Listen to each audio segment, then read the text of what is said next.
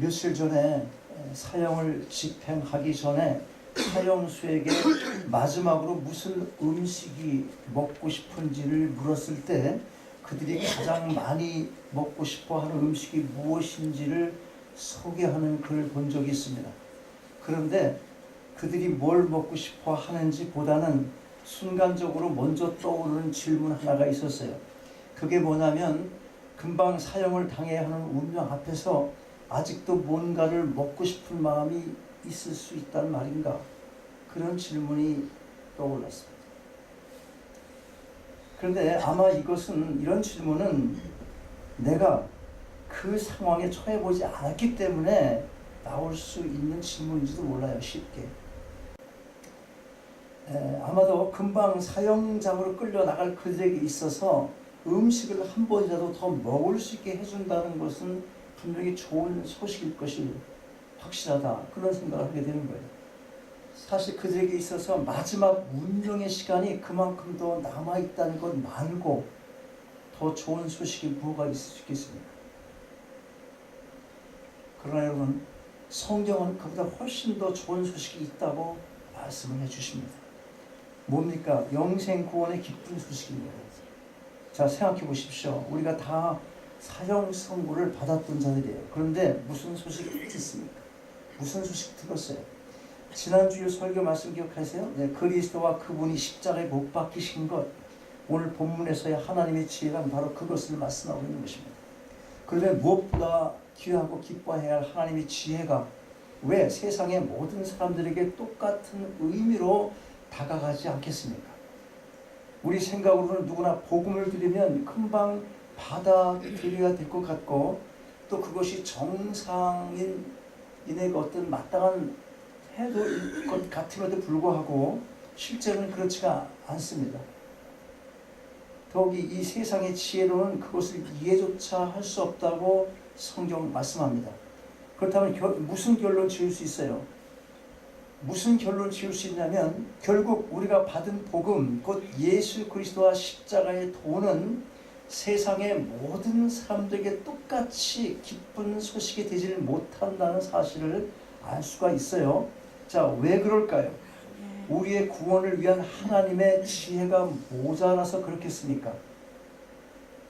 아마도 우리 중에 하나님의 지혜가 부족하기 때문이라고 생각하는 사람은 아무도 없을 것입니다. 예수 그리스도를 십자가에 못 박게 하심으로 그 피 흘림으로 말미암아 우리를 구속하기 위한 그 지혜, 그것이 뭔가 하나님의 미스가 있어 우리를 모르고 하는 그런 계획과 지혜일 거야. 이렇게 생각할 수 있어요, 우리가? 자, 그렇다면 만세전에 정하신 구원 계획, 곧 그리스도의 십자가를 통해 당신의 백성을 구원하시는 하나님의 지혜, 그 지혜의 특성이 무엇이겠습니까? 첫째로 하나님의 지혜는 비밀 가운데 있다는 것입니다. 6절과 7절 말씀 다시 한번 같이 읽겠어요. 6절과 7절 생각하면서 한번 읽어보세요. 시작. 그러나 우리가 온전한 자들 중에서 지혜를 말하노니 이는 이 세상의 지혜가 아니요 또 이 세상에 없어질 반응의 지혜도 아니요 오직 비밀한 가운데 있는 하나님의 지혜를 말하는 것이니 곧 감추었던 것인데 하나님이 우리의 영광을 위해서 만세전에 미리 정하신 것이다. 하나님의 지혜, 곧 그리스도와 십자가는 만세전에 이미 하나님의 주권으로 정해놓으신 것입니다. 이 지혜는 세상의 지혜로는 결코 알 수 없는 감추었던 것으로 비밀 가운데 있는 지혜인 것이에요. 누구를 위해서 감추어졌던 것입니까? 이것이 누구를 위해서 감추었던 거예요? 7절 후반절 보니까 우리의 영광을 위해서 그렇게 기록하고 있어요. 우리의 영광을 위해서라는 말의 의미가 뭡니까? 왜 사람의 영광 찾냐고 늘 그러잖아. 우리가 하나님의 영광은 많이 들어봤잖아요. 근데 우리의 영광을 위해서 이게 말이 이상하지 않아요? 자, 우리의 영광을 위해서 이 말 의미가 뭐예요? 우리는 늘 하나님의 영광을 말해왔는데 여기서는 우리의 영광을 위해서 하나님의 지혜를 만세전에 정해놓으셨다고 합니다. 무슨 뜻일까요? 어렵게 생각할 필요가 없어요.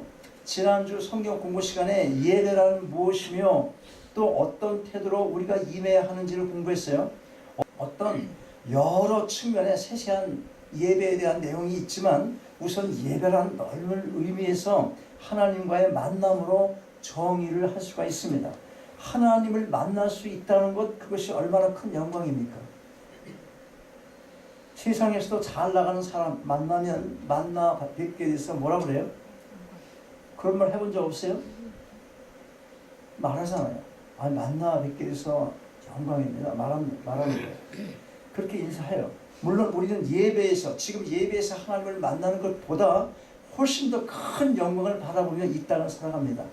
얼굴과 얼굴을 맞대고 주님을 만나 뵐 수 있는 그날을 소망하며 살아가고 있는 것이에요. 그런데 세상은 하나님의 지혜를 깨닫지를 못합니다. 왜 그렇습니까? 그리스도와 십자가가 세상의 지혜가 아니기 때문에 그런 것입니다.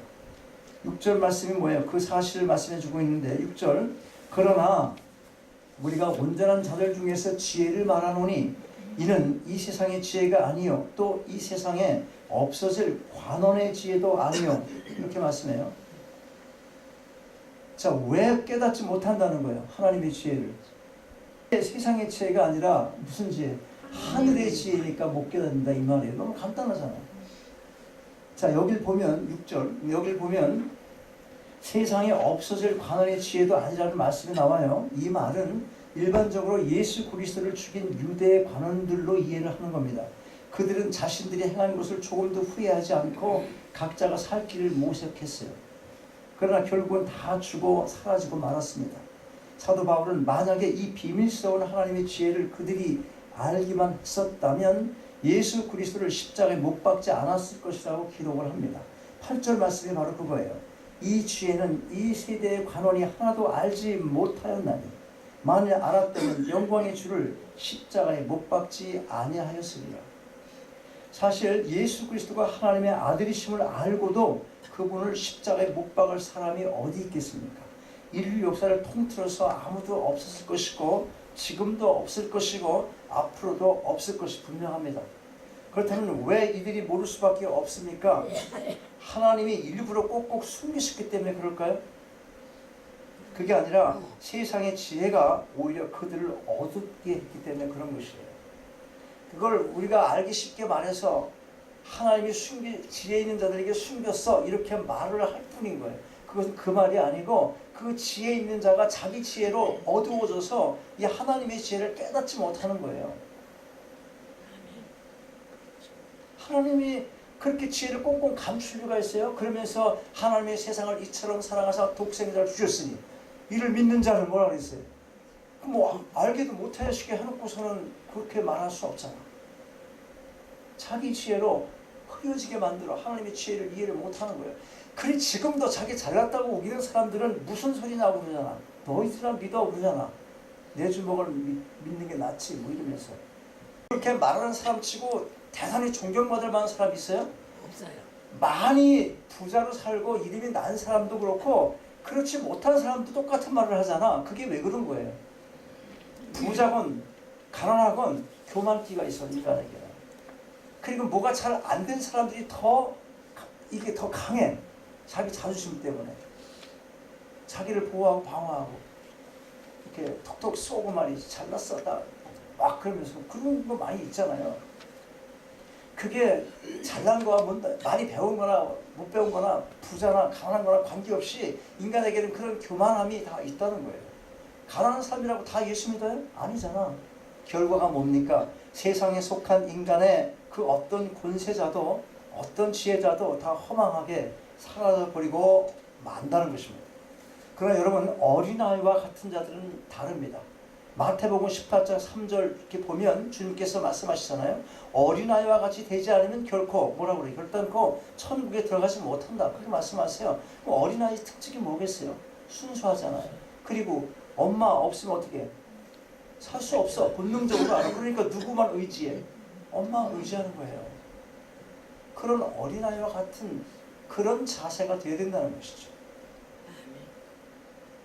그런 자들에게 구원의 비밀을 하나님께서 알게 해주시고 신앙의 성숙과 함께 그 의미를 더욱더 분명하게 깨달을 수 있도록 해주시는 것입니다.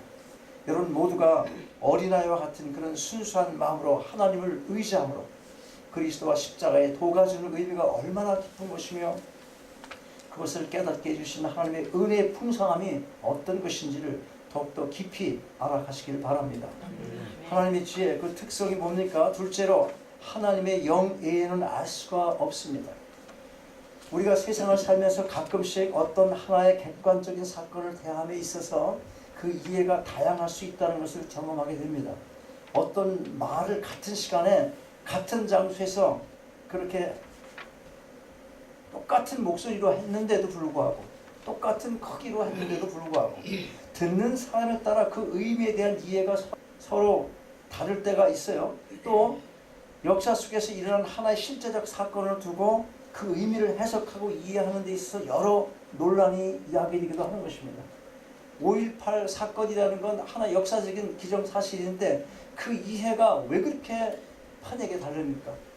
왜 이런 현상이 생기나요? 가장 큰 이유가 뭐겠습니까? 절대적으로 하나의 옳은 답이 없다는 것 아니겠습니까? 특히 사상을 얘기할 때 그런 거예요. 인류 역사상 수많은 철인들과 사상가들, 문학가들이 많은 인생에 대해서 논하고 사물을 보는 이해의 가치, 세계관을 논해도 하나로 통일되어서 나가는 것 그렇게 쉽지 않잖아요. 그 말은 다시 또 뭘 얘기하는 겁니까? 인간이 가지고 있는 지식이나 지혜는 결코 온전한 것이 아니라는 것을 알게 해주는 것입니다. 그렇다면 여러분, 세상에서 일어나는 일조차도 세상의 지혜로는 온전히 알 수 없다면 하늘의 지혜, 곧 하나님의 지혜를 어떻게 이 세상의 지혜로 알 수 있겠습니까? 하나님의 지혜는 하나님의 영으로만 알 수가 있는 것입니다. 오늘 본문 10절, 11절 말씀 같이 읽겠어요. 10절과 11절 말씀 시작. 오직 하나님이 성령으로 이것을 우리에게 보이셨으니 성령은 모든 것, 곧 하나님의 깊은 것이라도 통달하시느니라. 사람의 사정을 사람의 속에 있는 영 외에는 누가 알리요? 이와 같이 하나님의 사정도 하나님의 영 외에는 아무도 알지 못하느니라.